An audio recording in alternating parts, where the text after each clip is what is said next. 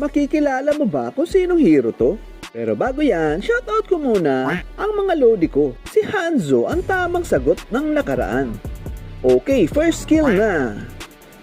Ano yan? Kanino kaya yan? Kakaiba eh. Wala ako maisip. Okay, second skill. Ang iksi ng second oh.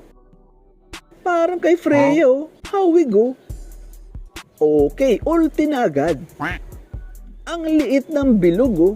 Di naman pwedeng kay Alice, di ba? Maliit eh. Kung kay Mincy kaya? Hindi rin eh. Sobrang liit mga lods. Ano sa tingin niyo mga lodi? Wala kayo maisip no?